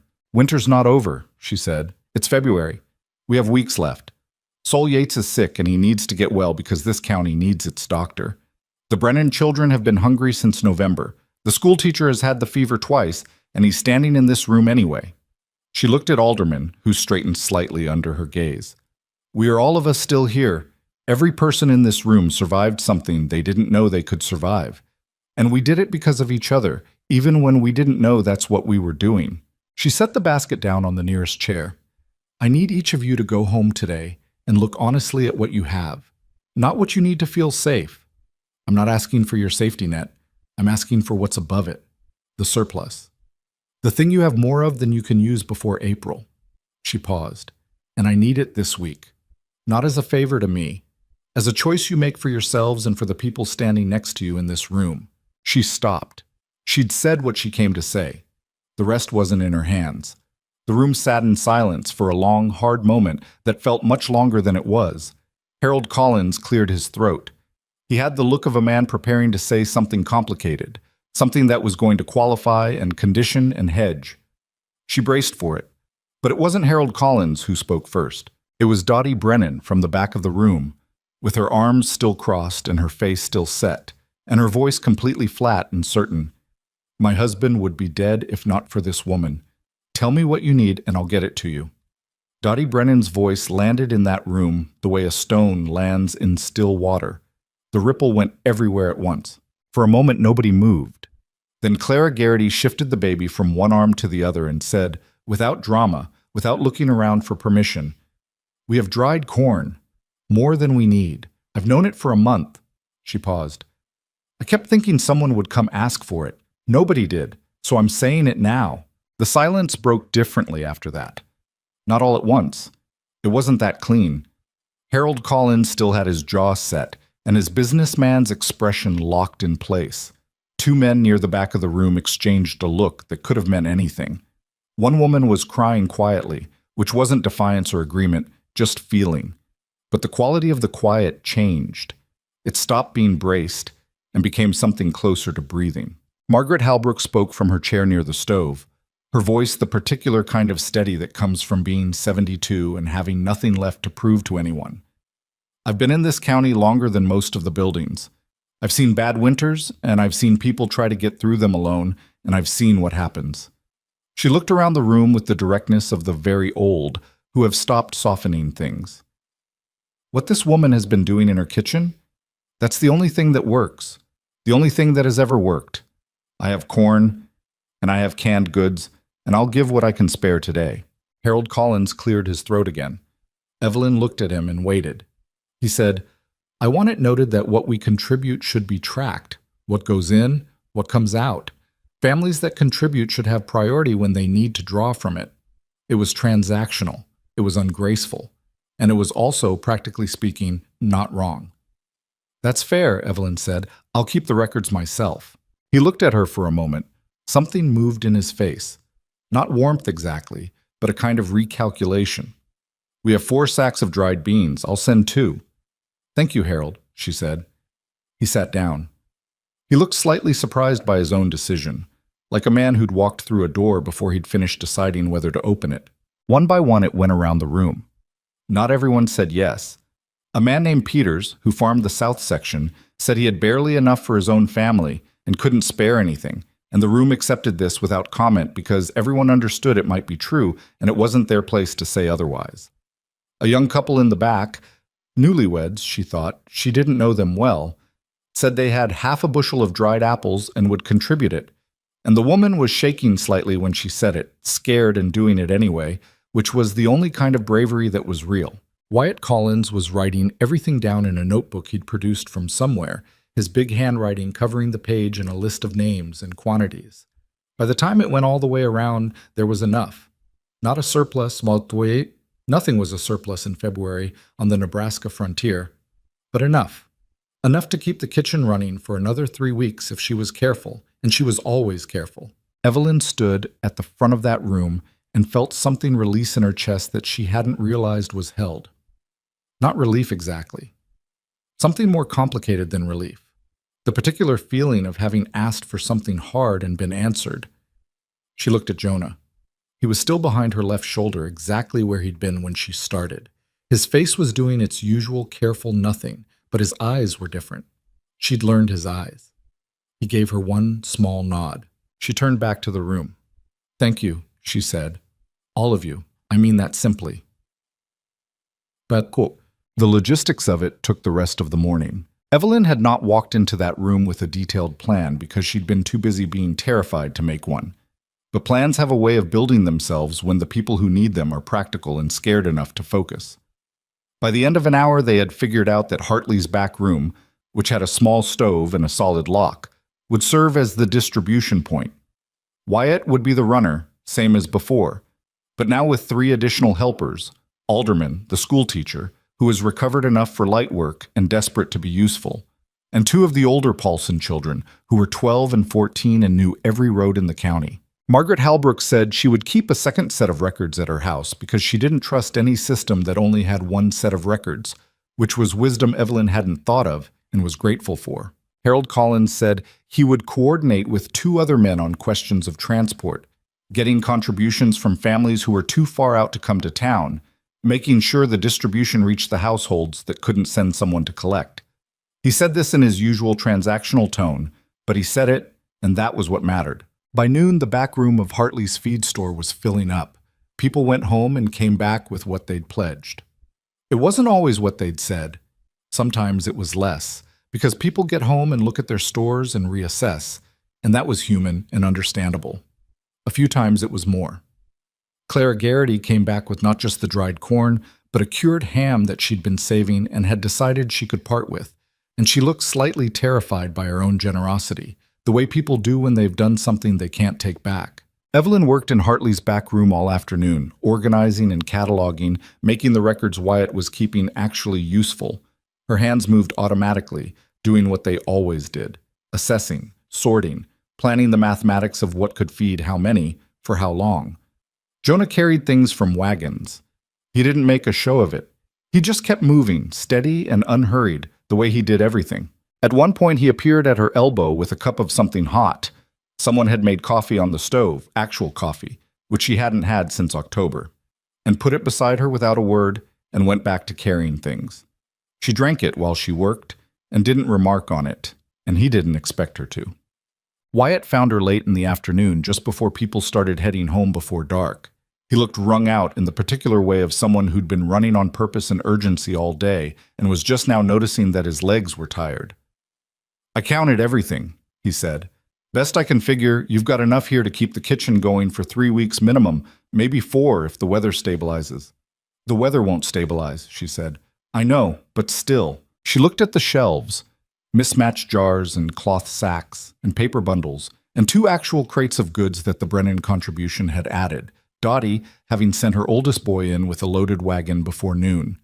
It was not a beautiful store.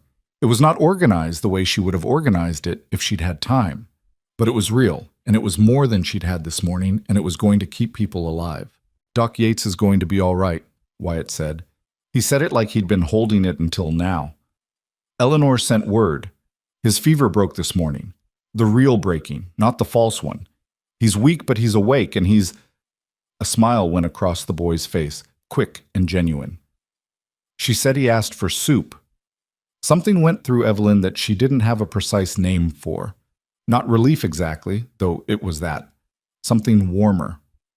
"Of course he did," she said. Wyatt laughed. An actual laugh. The first one she'd heard from him in weeks.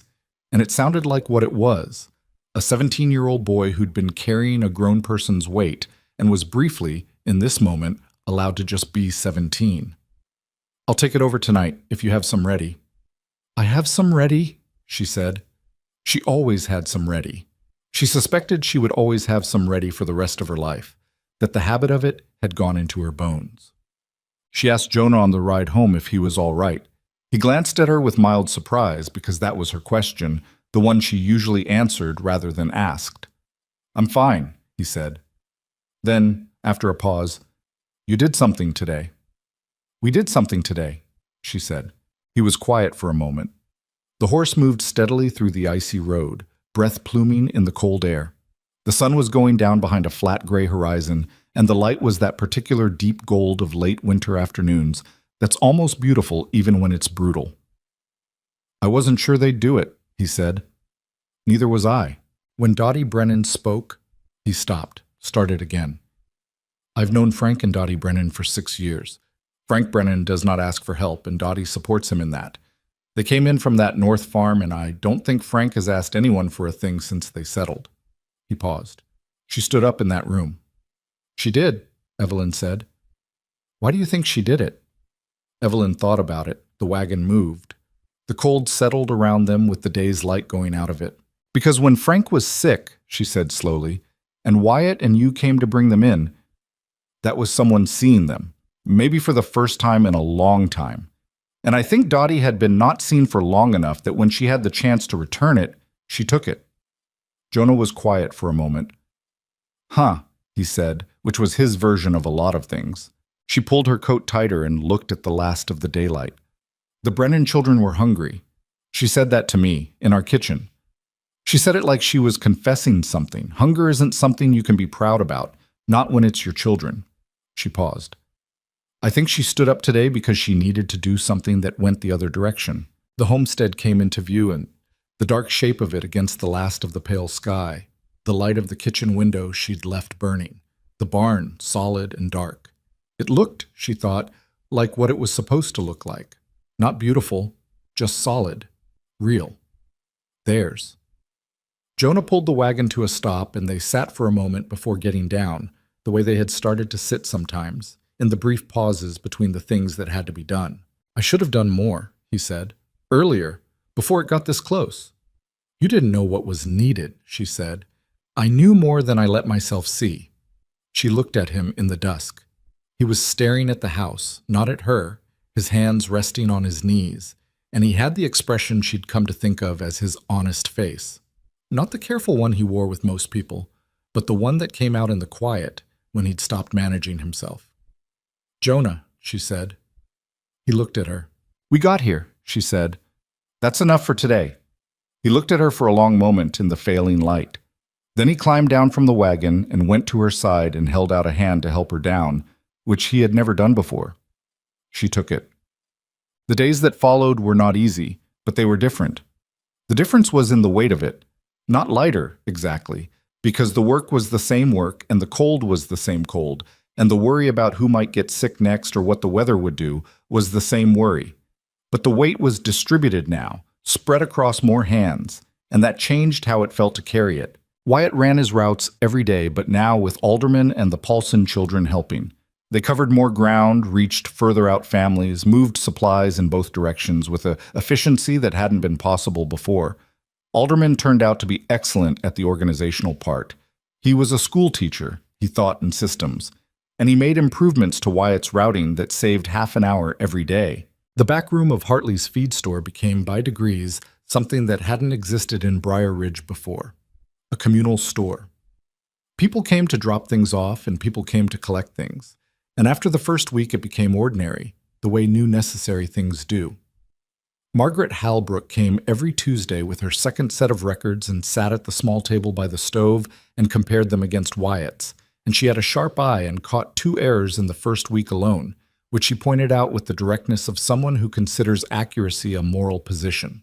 Harold Collins, to his own apparent surprise, became genuinely invested in the transport coordination. He was at the store almost every morning, reorganizing the back room with the precision of a man who had found his particular function and was doing it thoroughly. He never became warm, exactly, but he stopped qualifying everything he offered, which was its own kind of progress. Clara Garrity brought the baby by twice.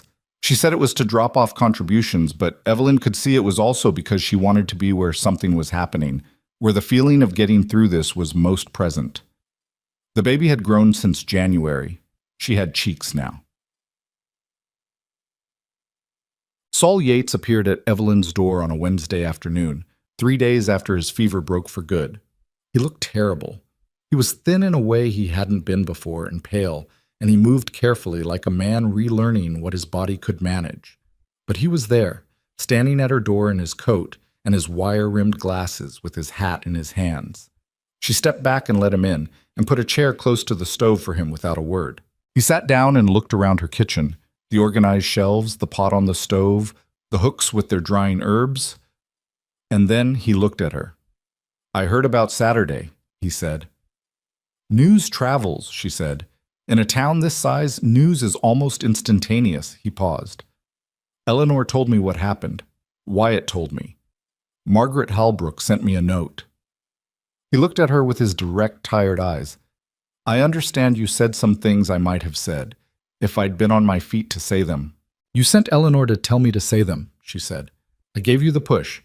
You did the standing. She sat down across from him. He looked at his hands for a moment and then back at her.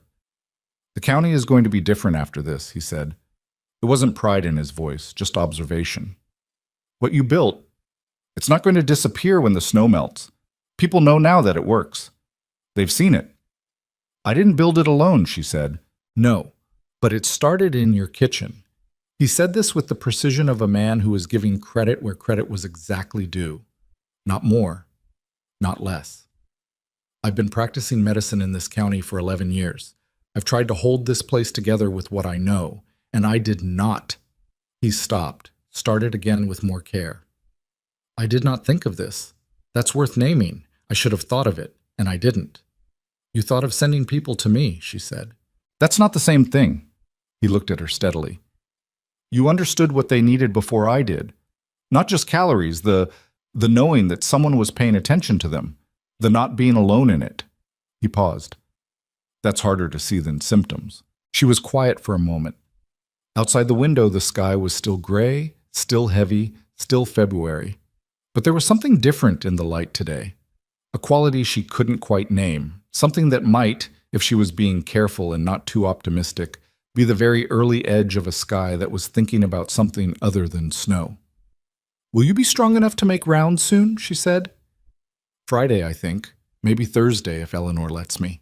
The Paulson father's cough is still there. I've been worried about his lungs. Doc Yates nodded. I'll go there first. He put his hat back on and started to rise, and then stopped. One more thing. There's a family on the East Road, the Webbers. They came in from Iowa late in the season. Not many people know them. Wyatt mentioned they haven't been part of the pool. I'll have Wyatt stop by, she said. I thought you might. He almost smiled. It was a small, tired expression that suited his face well. Thank you, Mrs. Mercer, for the soup and for the rest of it. Thanks, Saul Yates, she said, and get home before you tire yourself out. He went out into the cold, moving carefully, and she watched from the window until he'd gotten to the road and turned toward town. Then she went back to the stove. The thing about a system is that it still needs someone at the center of it, and Evelyn was still that person, whether or not the weight was now shared. She still cooked every morning. She still made the calculations, what was available, what was needed, how to allocate it, what to prioritize. The difference was that now she had better information because more people were talking to each other, and better resources because more people were contributing. She also had Jonah in the cellar with her every evening, going through the day's accounts. He'd started doing this the week after the Saturday meeting, sitting across from her at the table with the records in front of them both, and going through the numbers the way he went through his farm accounts, methodically, without drama, asking questions when he had them. He was good at it. She hadn't expected that, though she should have, because he'd been managing a 160-acre farm alone for years, and that took a certain kind of mathematical intelligence. He caught inefficiencies she'd missed. He suggested she concentrate the broth into smaller batches of higher intensity, which was something she'd been doing intuitively, but he put into practical language. He noticed that Wyatt's route was adding 3 unnecessary miles on the east side and proposed a different sequence that Wyatt, when consulted, agreed was better. It was not romantic. It was not the kind of partnership she'd imagined for herself once upon a time in Ohio, when she'd imagined things. But it was real, and it worked. And on the cold evenings when they sat at the table going through numbers together, she noticed that they were talking. Not about the numbers. The numbers were just the occasion. They were talking about what they thought and what they worried about, and what they'd seen that day, the particular small observations that accumulate into the texture of a shared life. He told her one evening about his first wife. Not the bare fact of it, which she already knew, but the shape of it. A young woman from Indiana named May, who had come west with him full of courage and died in January of their first winter because she hadn't told him how sick she was, and he hadn't thought to ask, and by the time he understood what was happening, it was too late to fix. He said it plainly, the way he said things. No drama, no performance of grief, just the facts as he had them, which was its own kind of devastation. She listened without interrupting, which was what he needed. When he finished, she said, Is that why you didn't want me getting attached to the town? Because of what happened to her? He looked at the table for a moment.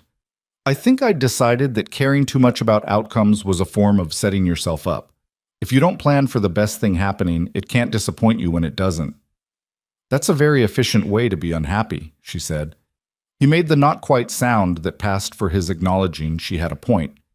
You've been calling it a character flaw since November, in so many words. I've been more polite than that, she said. You've been more polite than that, he agreed. They were quiet for a moment. The fire in the stove ticked and settled. I'm glad you came, he said. It was the closest thing to that kind of declaration she'd ever heard from him, and he said it the way he said everything else, simply, without ornament, meaning it precisely. I'm glad too, she said. The third week of February came and went, and they were still standing, not comfortably, not without cost. Alderman had a third bout of illness, milder than the previous ones, that kept him out of the routing for 4 days. One of the Paulson children twisted an ankle badly enough that her route coverage had to be redistributed. The weather gave them 3 more serious cold spells, including one night of 30 below that killed 2 of the Garrity chickens and froze a water line at Hartley's store. Each of these things required adjusting. Each of them required the network to flex and accommodate, to find what it needed somewhere other than where it usually found it. And each time, slowly, imperfectly, it did. Wyatt Collins, who had started the winter as a 17-year-old boy doing errands for the doctor, had become something else entirely. She watched him in those weeks and saw it happening, the particular development of a young person who has been trusted with serious responsibility and has discovered, to their own surprise, that they can carry it. He made decisions now without coming to her first. Good ones, mostly. When he got one wrong, he misallocated a contribution of dried apples one week, sending them to a family that didn't need them over one that did. He came to her not with an excuse, but with a plan for how to fix it. You made a mistake, she said, after he'd explained the fix. I know, he said, and you figured out how to address it. Yes. That's all there is to it, she said. You don't have to apologize more than once for a thing, just fix it. He looked at her with that expression of the older-than-17 one. My father told me something like that once. I didn't really understand it then. You understand it now? He thought about it honestly, which she'd learned was something he always did. I think so, yeah. She sent him on his route and watched him go and thought that whatever else this winter had cost, it had made Wyatt Collins into someone he wouldn't have been otherwise, and that was worth something. The first real sign of a different season came on a morning near the end of February, and it wasn't dramatic. It was just a quality of light through the kitchen window. Something slightly less flat, slightly less gray, a pale warmth at the edges of the morning that hadn't been there the day before. She noticed it while she was stirring the morning pot. She stood still for a moment, watching it, this thin early light coming sideways through the glass. March was still weeks away. The worst might not be over. She knew this country well enough now to know that February could lie about its intentions right up until the moment it didn't. But the light was different. It was a small thing, and she told herself not to make too much of it. She kept stirring. Outside, she heard Jonah coming in from the barn, his boots on the step, the door opening with the sound of cold air and the smell of hay. He came in and hung his coat and looked at her at the stove and looked at the window and said nothing, but she saw him see the light. He poured himself coffee and sat at the table. We'll need to start thinking about seeds, he said, for the kitchen garden. You said last fall you had what you wanted to plant in spring. She looked at him. He was looking at his coffee, practical and forward-facing, already calculating what came next. I do, she said. I have good ones. Then we'll need to plan the garden out. More than last year. He looked up at her. We'll need to grow for more than just us. She turned back to the stove. The light kept coming through the window, thin and pale and real. Yes, she said. We will. March came the way it always comes to the Nebraska plains. Not with any ceremony, not with the clean arrival that the word spring implies, but grudgingly, in fits and starts, the cold retreating a few degrees and then coming back to remind you it wasn't finished yet. There were 2 more serious storms in the first 2 weeks of the month, one of them bad enough to keep everyone indoors for 3 days and to bring down a section of fence on the north side of Jonah's property. There was a morning of freezing rain that made every surface treacherous and sent Wyatt's horse sideways on the east road, though Wyatt himself came off without injury. There were nights when the temperature dropped back to 15 below, and the wind found every crack in every wall, and the frontier felt as indifferent and enormous as it ever had. But the light kept changing. Every day, almost imperceptibly, more of it, arriving a few minutes earlier in the morning, lasting a few minutes longer in the evening, coming through the kitchen window at a different angle than it had in January. Evelyn tracked it the way she tracked the stores, carefully, without letting herself read too much into any single day, but accumulating the evidence until it meant something. The communal store at Hartley's back room was still running. It had become, in the 6 weeks since the Saturday meeting, something that nobody had explicitly designed, but everyone had shaped by using it. People came to drop things off, and people came to collect, and the transactions had lost the formal quality they'd had at first. The careful accounting, the slight awkwardness of need being visible. Now it was more like neighbors helping neighbors, which was what it had always been, underneath. Wyatt ran his routes on Monday, Wednesday, and Friday now, with aldermen covering Tuesday and Thursday, and the Paulson children filling gaps. Doc Yates was back on his feet and making his own rounds again, though Eleanor still watched him from the doorway when he left each morning with the expression of a woman who had come close to something she didn't want to name and hadn't quite stopped being afraid of it. Saul Yates had come to Evelyn one afternoon in early March, not as a patient or visitor, but with a piece of paper in his hand and a look of purpose on his thin face. "I want to propose something," he said, sitting at her kitchen table, "to the town." She put coffee in front of him and sat down. "What kind of proposal?" He unfolded the paper. It was covered in his handwriting, small and precise, the handwriting of a man who had spent years writing in charts and record books. A storehouse, a permanent one, built for the purpose, maintained jointly, stocked before every winter by contribution from every family in the county. He looked at her over his glasses.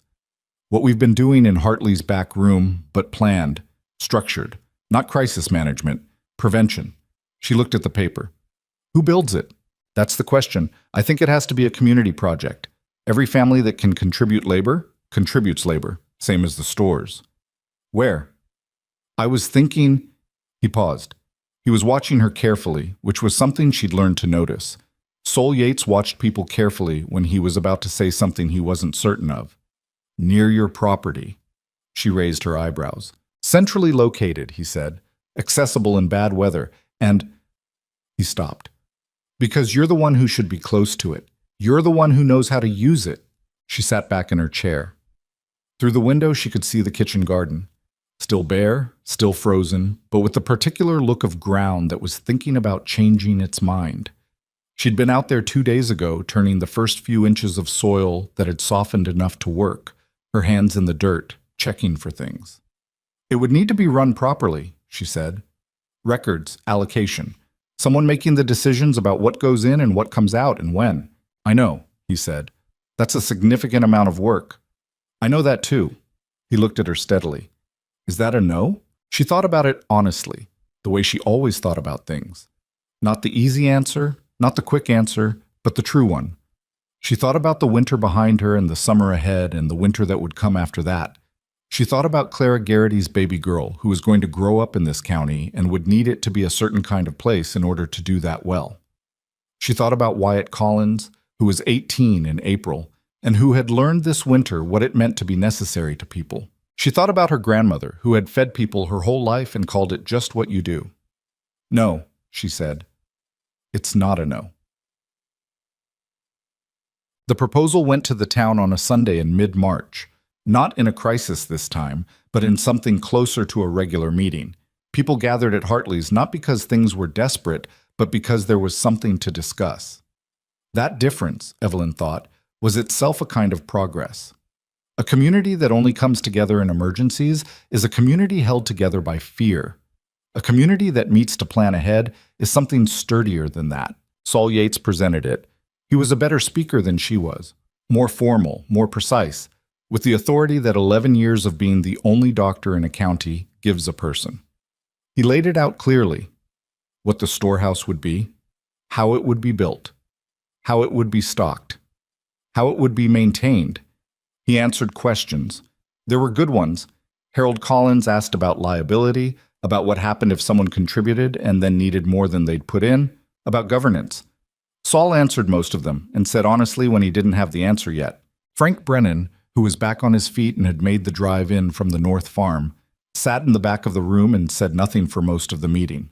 Frank Brennan, who did not ask for help and had nearly died for it. Near the end, he raised his hand, not a dramatic gesture, just a hand going up. And when Saul called on him, he said in his flat, unhurried voice, "Who's going to run it?" Saul said, "We think Mrs. Mercer is best placed to manage the day-to-day operation with oversight from a small committee." Frank Brennan turned his head and looked at Evelyn, who was sitting near the side of the room in a chair that felt slightly too exposed. He looked at her for a long moment with dark, unreadable eyes.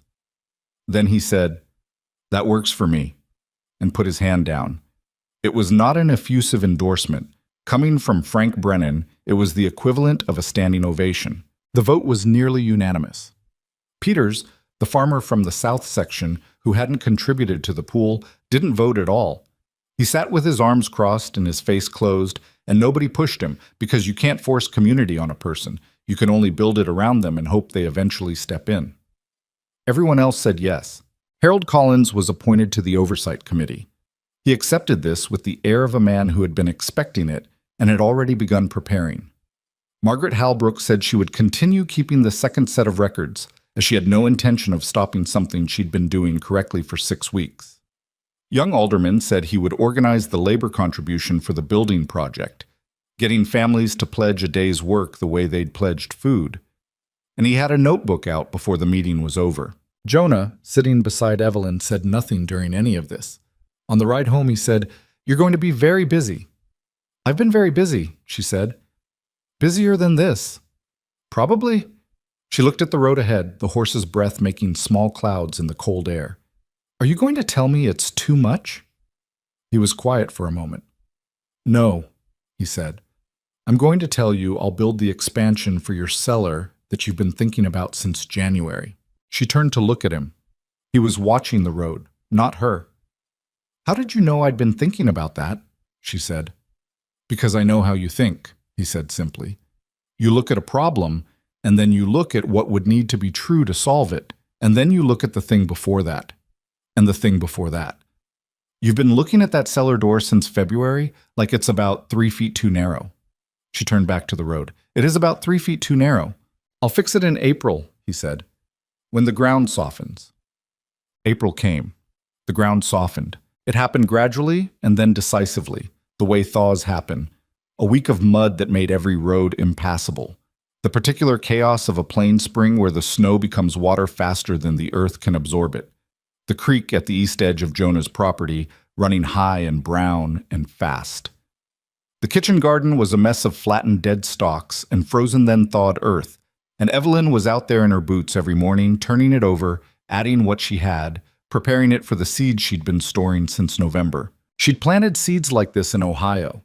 Same hands, same motion, same feeling of putting something small and possible into the ground and asking it to become more than it was. But the ground felt different here. Not just the soil.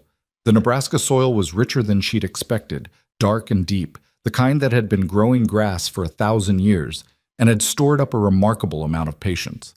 The difference was in how she felt kneeling on it, like it was hers now, like she'd earned the right to ask things of it. Jonah started on the cellar expansion in the second week of April, working methodically the way he worked everything, with the occasional assistance of a hired hand named Curtis, who was 16 and enthusiastic in a way that was helpful about 50% of the time. The work was loud and dirty, and it disrupted her kitchen for 3 days while he widened the access, and she worked around it without complaint because she understood what it was. It was him speaking the language he was fluent in, which was practical things done carefully. Wyatt came by one afternoon while the work was ongoing, stepping over lumber in the doorway with his hat in his hands. "Post office got mail," he said. He handed her a small envelope. "From Ohio." She dried her hands and opened it. Her younger brother, Thomas, 17 when she'd left, 18 now, probably taller. The letter was short, in his cramped handwriting, and said that he had found work at a mill and was doing all right, and that he'd heard from their older brother that she was in Nebraska. and he hoped she was well. She read it twice. Then she set it on the shelf where she could see it. "Good news," Wyatt said. "Good enough," she said. "Family." He nodded. He understood something about that now that he might not have in November. She could see it in how he held the word, the weight he gave it. "I've been thinking," he said, about what I want to do next year." "What do you mean?" "I'm 18 in 2 weeks. I can make my own decisions about things." He turned his hat in his hands. "I was thinking about maybe staying on with the distribution, making it more formal. Like, if the storehouse is going to be permanent, someone needs to be running the delivery side year-round, not just in emergencies." She looked at him. The boy who had shown up at her door in January with a thrown shoe and eaten soup like he'd been starving, which she now understood he had been, in the way that teenagers are always starving, but particularly in a winter like that one. He'd grown 2 inches since November. He'd grown other things that weren't measured in inches. "That would be useful work," she said. "I think so too." He looked at her directly. "You'd need to teach me more. About the food side of it. What makes a good broth versus a not good one? How to know when someone needs calories versus just warmth? How to—" He gestured at the kitchen vaguely. "All of it, what you know." "You want me to teach you to cook?" she said. He flushed slightly. "I want to be useful in the way you're useful, the way you know what people need before they ask for it." He stopped, started again. "My mother said that the thing that saved people this winter wasn't the soup. It was that someone was paying attention. She said you paid attention to people nobody else noticed." Evelyn stood at her kitchen counter and felt that go through her, not with the discomfort of unearned praise, but with the particular feeling of being understood correctly, of having someone name the thing you'd been doing and name it right. "Come by on Monday," she said. "We'll start with broth." The storehouse went up in May. It was not a beautiful building. It was a practical one. Solid wood frame, good roof, proper ventilation, a door wide enough to move barrels through, shelves built to Margaret Halbrook's specifications because she had opinions about shelves, and they turned out to be correct. It was built over 4 weekends by a rotating assembly of county residents who showed up with tools and varying degrees of skill and the common quality of wanting to have done something they could point to. Frank Brennan showed up on the second weekend with his oldest son and worked from morning until late afternoon without stopping and without talking much, which was his way of saying what he thought. Alderman, the schoolteacher, organized the work schedule with the particular pleasure of someone who has found that the administrative talents he thought were merely professional apply more broadly. Harold Collins came every day to check on the structural integrity of things, which annoyed the actual builders but caught 2 problems that would have caused trouble later. Clara Garrity brought lunch on the 3rd weekend. A huge pot of soup, enough for everyone working, which she hauled over in the back of her husband's wagon with the baby on her hip, and the expression of a woman who had found her footing again and intended to use it. Evelyn was there every day, not building. She knew her limits and lumber was outside them, but managing what the building was going to contain, organizing the first donations to the permanent stores, writing the allocation guide that would govern how it worked through the coming year. Jonah was there every day too, working alongside men he'd been neighboring with for years without much more than weather conversation. And she noticed that this changed something, this working together on a thing. Men who build something together are different men than men who merely live near each other. On the day they finished, the whole county came out. Not a ceremony exactly. Nobody made speeches, which Evelyn was grateful for because she was the person most likely to be called on to make one, and she didn't want to. But people gathered, and they looked at the building, and there was a quality in the gathering that was different from the emergency quality of February. It was quieter, more settled. The feeling of people who had been through something and were standing on the other side of it. Margaret Halbrook walked through the building slowly, examining the shelves, running her hand along the wood. When she came out, she said to Evelyn, "It'll do." From Margaret Halbrook, that was the highest possible praise. Urshaws. Summer came, and with it the work of filling the storehouse. Every family in the county was asked to contribute 10% of their harvest. Not charity, not a tax, just 10%. Most of them gave it without argument. A few gave more. Peters, the farmer from the south who had never voted on anything and never contributed to anything, showed up in September with a wagon of dried corn and set it in front of the storehouse doors and left without speaking to anyone. Evelyn chose not to make a thing of it. She just added it to the records. The kitchen garden at the Mercer homestead had produced more than she'd planned for, partly because the soil had been better than she'd estimated, and partly because she'd learned from the winter what she actually needed to grow and had planted accordingly. She spent August preserving things with a focused intensity that Jonah observed from a respectful distance. He had learned, over the course of a year, which of her activities benefited from questions and which did not. Canning season did not. One afternoon in the middle of the canning, Clara Garrity arrived with her sister-in-law, a woman named Ruth, who had come west from Ohio in the spring and was looking at her first Nebraska winter with the expression of someone who has heard there's a test they haven't prepared for. Evelyn recognized the expression because she'd worn it herself. She brought them both inside and put them to work. "You'll want to know how to do this," she said to Ruth, handing her an apron. "Not just the canning, all of it, the broth making, the drying, the storing, what to do with bones, and what to do with the bits of vegetables that don't look like they're worth saving." Ruth looked at the organized chaos of the kitchen, jars and lids and the enormous pot and the methodical stacks on the table, with the slightly overwhelmed expression of a newcomer. "How long did it take you to learn all this?" she asked. Evelyn thought about her mother, who had shown her grandmother, who had shown her mother, the long line of women who had stood at stoves and done this work, carefully, without thinking of it as anything remarkable. "I've been learning my whole life," she said, "but the knowing isn't the hard part." "What's the hard part?" "Doing it when you're tired," Evelyn said, "and doing it for other people when it would be easier not to." Ruth looked at her for a moment with the quiet assessment of someone who is trying to figure out where they've landed and what kind of people are around them. Then she picked up a jar and said, "Show me, Sad." The first anniversary of Evelyn's arrival in Briar Ridge came and went without ceremony because there was too much work for ceremony. She noticed it anyway. She was in the kitchen on a gray November morning, almost exactly 1 year from the morning she'd arrived. The same flat gray sky, the same smell of coming cold, the same sense of winter assembling itself on the horizon, and she stood at the window for a moment with her coffee and let herself look at what a year was. The cellar was full. Not just full, organized, cataloged, stocked with intention and knowledge. The storehouse at the edge of the property was also full, and its stores were covered by Margaret Halbrook's records and her own, and by the allocation guide she'd written over the summer, which aldermen had improved upon with suggestions that were mostly right.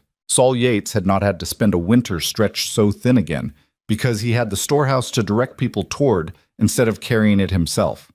He told her in September that he thought his patient outcomes were better this year, not because of medicine, but because people were better fed going into winter, and better fed people are better at being sick without dying from it. Wyatt Collins was 19 now, running the distribution operation with the confidence of someone who had learned that he was capable of more than he'd thought and had adjusted his sense of himself accordingly. He'd taken on 2 helpers of his own, younger boys who did what he'd done for her in that terrible January, and whom he was teaching with the unsentimental practicality she'd taught him. She'd watched him with them once and recognized herself in the way he handed something over without making it a lesson. Just, here is what we do. Here is why. The Paulson family was healthy. The Brennan children were not hungry. The schoolteacher Alderman had survived his 3rd Nebraska winter and written a letter home to Illinois that described the county with something like affection, which his mother had apparently found very surprising. Harold Collins had not become warm. He had become reliable, which in Evelyn's estimation was worth more. Jonah came in from the barn that November morning and found her standing at the window with her coffee, and he did not immediately start on the day's work the way he usually would.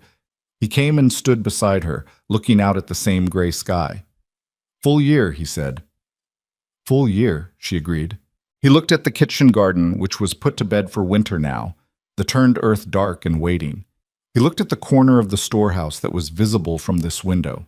He looked at the cellar door with its new, wider frame. "I want to say something," he said. She waited.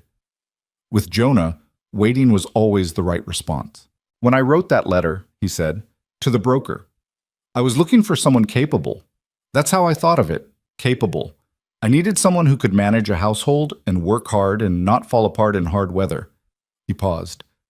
"I didn't think about what kind of person that actually is, what it takes to be that kind of person." She looked at him.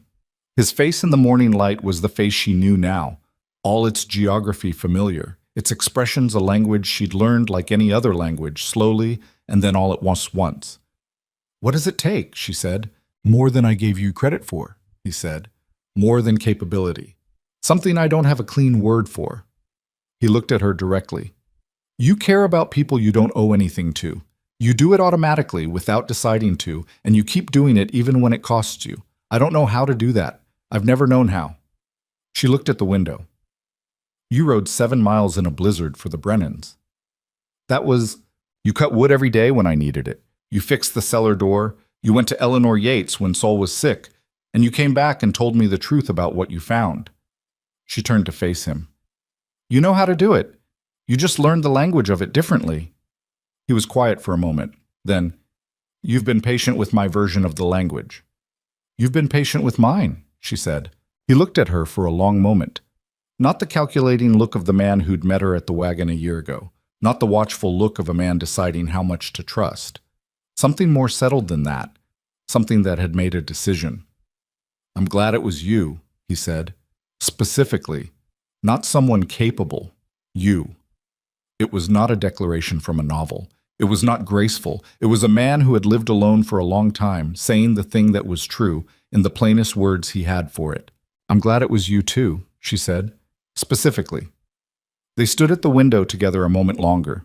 Then Jonah said, "I'll get the stove," and moved to do it, and Evelyn set down her coffee and went to the shelf where her notebooks were kept, the ones filled with her grandmother's recipes and her own, and she opened to a new page. She started writing down everything she'd learned this year. Not just the recipes, but the knowledge behind them. What a body needs when it's sick versus when it's working. How to make something from nothing without it tasting like nothing. How to calculate what a family of 4 needs for 3 months, and how to stretch that calculation further without losing its integrity.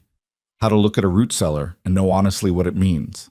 She wrote for 2 hours while Jonah worked around her, and the stove heated the room, and the gray November sky sat outside the window, solid and familiar, belonging to a place she had not been born to, but had earned. She thought about what she would tell Ruth Garrity next week, when Ruth came by for her second lesson. She thought about the other new women she'd met this fall, wives and daughters who had come west and were doing the silent arithmetic of survival and didn't yet know how to talk about it with each other. She thought about what it had cost her not to know how to talk about it in those early months, and what it had cost the town. The next thing she wrote in the notebook was not a recipe.